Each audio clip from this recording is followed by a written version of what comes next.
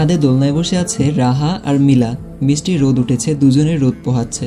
একটা বাটিতে বড়ই রয়েছে, বসে বসে রোদ পোহানোর পাশাপাশি বড়ই খাচ্ছে আর গল্প করছে। মিলা ওর আর সমুদ্রের একে অপরের প্রেমে পড়ার গল্পগুলো বলছে, কিভাবে দুজন পরিবারকে রাজি করিয়েছিল বিয়ের জন্য সেই সব কিছু বলছে। মিলা আর সমুদ্রের কাহিনী শুনতে রাহার বেশ ভালো লাগছে। এরকম গল্প এর আগে আর শোনা হয়নি কখনো। অফিস থেকে ফিরে আসে আকাশ, সোফায় বসে আছে রাহা। আকাশ এক নজর সোফার দিকে তাকিয়ে নিজের রুমের দিকে এগিয়ে যায়। অসীম ভাইয়ের যাওয়ার পথে তাকিয়ে বলে, ঝামেলা রানী, তোমার রাজা এসে গেছে, রুমে যাও এখন, সেবা যত্ন করে আসো একটু। মিলা অসীমের মাথায় চাটি মেরে বলে, রাহা তোর ভাবি হয় অসীম, তো কি হয়েছে? বয়সে আমার থেকে 5 বছরের ছোট, তাই বলে তুই আকাশের মতো ঝামেলা রানী বলে ডাকবি? ঝামেলা রানীকে ঝামেলা রানীর ডাকলে সমস্যা কোথায়? ঝামেলা রানী, তোমার কোনো সমস্যা আছে? রাহা দুদিকে মাথা নাড়ায়। দেখলে, ঝামেলা রানীর সমস্যা নেই। তোর সাথে কথা বলে তর্ক করে কখনোই পারা যাবে না। কথা বলতে তর্ক করতে আসো কেন? কান ধরে মাপ চাইছি, তোর সাথে মনের ভুলেও আর কথা বলবো না। মনে থাকে যেন। রাহা, আকাশের জন্য 1 গ্লাস পানি নিয়ে রুমে যাও। রাহা সোফা ছেড়ে উঠে রান্নাঘরের দিকে পা বাড়ায়। নর্মাল পানি গ্লাসে ঢেলে রুমের দিকে এগিয়ে যায়। কেটে যায় অনেকগুলো দিন। রাহার মায়ের ব্রেন সার্জারি সফল হয়েছে, এখন কিছুটা সুস্থও হয়েছে। নেক্সট সার্জারি 1 মাস পর। ঋষাদ বাংলাদেশে ফিরে এসেছে সার্জারির পর। অফিস কতদিনই বা অন্যের ভরসায় ফেলে রাখবে? পরবর্তী সার্জারির আগে আবার চলে যাবে। রাহা রুম থেকে বের হয়, 1 পা আগাতেই দেখে অসীম নিজের রুম থেকে বেরিয়ে আসছে, তাই দ্রুত আবার নিজের রুমে ঢুকে যায়। ডোরের পাশে ঘাপটি মেরে দাঁড়িয়ে থাকে। ক্রমেই এগিয়ে আসছে অসীম, পায়ের শব্দ স্পষ্ট শোনা যাচ্ছে। আকাশের রুমের কাছে আসতেই রাহা গলার সব শক্তি দিয়ে জোরে ভাও করে ওঠে। সাথে সাথেই ধপাস করে নিচে কিছু পড়ার শব্দ হয়। রাহা তো হুহা করে হাসছে। হাসি চেপে নিচের দিকে তাকিয়ে দেখে এ তো অসীম না, আজলান শেখ নিচে পড়ে আছে। চারদিকে 1000 টাকার নোট ছড়িয়ে রয়েছে। আজলান শেখ কোমরে হাত দিয়ে উঠে বসে। রাহা অসীমের জায়গায় চাচা শ্বশুরকে দেখে থ হয়ে গেছে। করেছেটা কি? চোরের মতো চোখ মুখ বানিয়ে চারদিকে নজর বুলায়। ততক্ষণে কিছু পড়ার শব্দ শুনে নিচ থেকে সবাই উপরে উঠে এসেছে। সবাই ভাবছে রাহা পড়ে গেছে। উপরে এসে দেখে উল্টো কাহিনী। রাহা স্টান হয়ে দাঁড়িয়ে আছে, আর বাড়ির বড় কর্তা 2 পা ছড়িয়ে মাজায় হাত দিয়ে বসে আছে। চারদিকে টাকার ছড়াছড়ি। সাইমা শেখ স্বামীর এমন অবস্থা দেখে বলে, আল্লাহ গো, এইভাবে পড়ে আছো কেন? কি হয়েছে? এখন একটি অ্যাড চলবে, আপনারা চাইলে স্কিপ করতে পারেন। ওয়ানেক্স হচ্ছে সবচেয়ে বিশ্বস্ত বুকমেকার। পিএসজি এবং সিরিয়া এই অ্যাপের অফিসিয়াল পার্টনার। এই অ্যাপে আপনি cricket, football, tennis live match দেখতে এবং তাদের স্কোর ভবিষ্যৎবাণী করে সহজেই অর্থ উপার্জন করতে পারবেন। সেই সাথে বিএমডব্লিউ গাড়ি, আইফোন, ল্যাপটপ এবং আরও অনেক নগদ পুরস্কার জেতারও সুযোগ রয়েছে। এই অ্যাপটিতে আপনি crash, crystal, under and over 21 ইত্যাদি গেম খেলে সহজে আয় করতে পারবেন। আপনি বিকাশ, নগদ, রকেট, ব্যাংক, ক্রিপ্টো, পেপাল এবং অন্যান্য সহজ পদ্ধতির মাধ্যমে সহজেই আপনার জেতা টাকা তুলতে পারবেন। এখানে আপনি 24 ঘন্টা 7 দিন গ্রাহক সহায়তা পাবেন। তাই এখনই গুগলে ওয়ানেক্স সার্চ করে প্রথম ওয়েবসাইটে গিয়ে রেজিস্ট্রেশন করুন। আর হ্যাঁ, রেজিস্ট্রেশনের সময় আমার প্রোমো কোড ওয়ানমারুফ ব্যবহার করে প্রথমবার ডিপোজিটে 20,000 টাকা পর্যন্ত জেতার সুযোগ পান। আকাশ রাহার মুখের দিকে তাকায়। রাহার চোরের মতো চোখ মুখ দেখে বুঝতে বাকি নেই কি ঘটেছিল এখানে। ভাইজান, কি হয়েছে? কথা বলেন না কেন? সমুদ্র আর আকাশ দ্রুত আজলান শেখকে টেনে দাঁড় করায়। আজলান শেখ 2 ছেলের কাঁধে ভর করে দাঁড়িয়ে বলেন, বাবা গো, মাজা শেষ। সমুদ্র বলে, কিভাবে পড়লে বাবা? আকাশ বলে, কিভাবে আর পড়বে? এই ঝামেলা রানীর ভাও বলা চিৎকার শুনতে পাওনি? এই ঝামেলা রানী কিছু করেছে নিশ্চয়ই। সকলেই রাহার মুখের দিকে তাকায়। রাহার চোখ মুখ বলে দিচ্ছে দোষটা ওর নিজেরই। সাইমা শেখ স্বামীর মুখের দিকে তাকিয়ে বলে, কি হয়েছে বলছো না কেন? আমি করিডোর দিয়ে আসছিলাম টাকা গুনতে গুনতে, এখান অব্দি আসতেই রাহা চিৎকার করে ভাও করে ওঠে। যেহেতু আমি টাকা গোনায় মগ্ন ছিলাম, তাই রাহার আচমকা চিৎকারে ভয় পেয়ে পড়ে গেছি। অসীম এদিকেই আসছিল। কাকার কথা শুনে ফিক করে হেসে ওঠে। সকলেই ওর দিকে তাকায়। আকাশ রেগে গিয়ে বলে, তোর হাসি পাচ্ছে কাকার অবস্থা দেখে?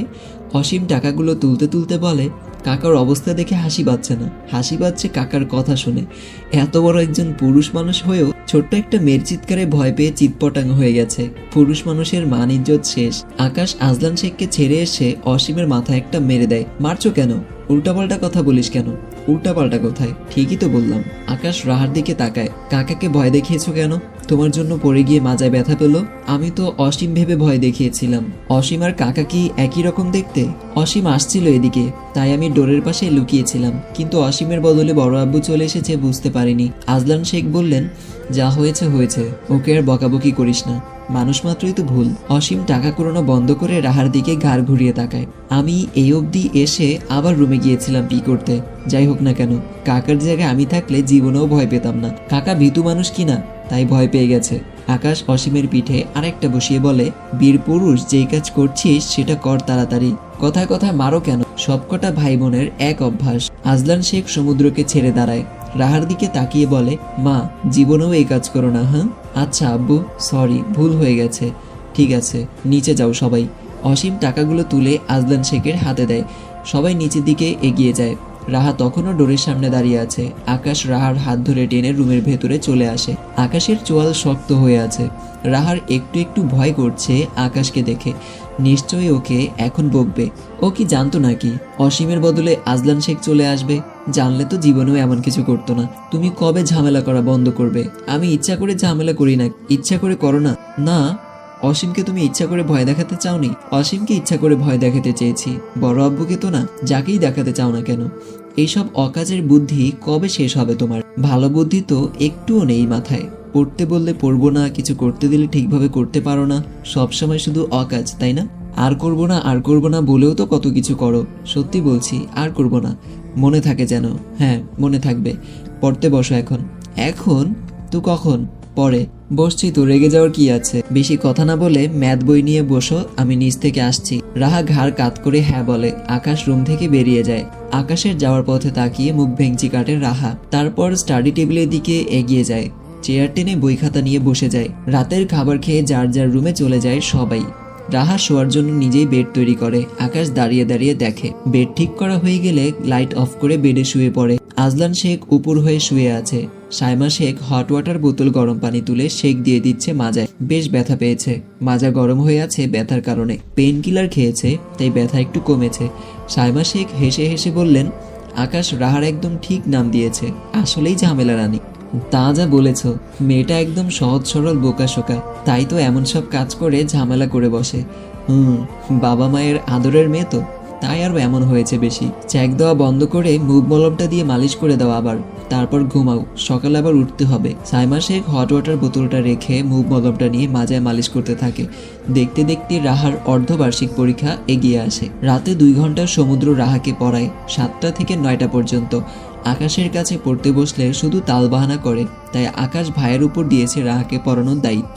সমুদ্রের হাতের বড় লাঠিটা দেখে টু শব্দ না করে পড়া কমপ্লিট করে রোজ। সমুদ্র এমনি সময় হাসি খুশি থাকলেও পড়ানোর সময় খুব গম্ভীর হয়ে থাকে। ওর গম্ভীর চোখ মুখ দেখেই রাহা ভয়ে পড়া কমপ্লিট করে। যেই বড় লাঠি নিয়ে বসে, পড়া না পারলে ঠাস করে লাগিয়ে দেবে। আগের থেকে রাহার পড়ার উন্নতি হয়েছে। পরীক্ষার জন্য প্রস্তুতি খুব ভালো হয়েছে।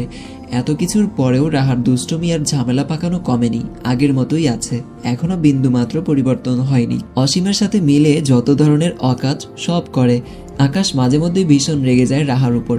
একটা 16 বছরের মেয়ে এতটা অবুঝ কিভাবে হয়, আকাশের মাথায় ঢোকে না। রাহার মায়ের 3টা অপারেশন কমপ্লিট হয়েছে। হার্ট সার্জারি সাকসেস হলে 1 মাস পর দেশে ফিরে আসবে।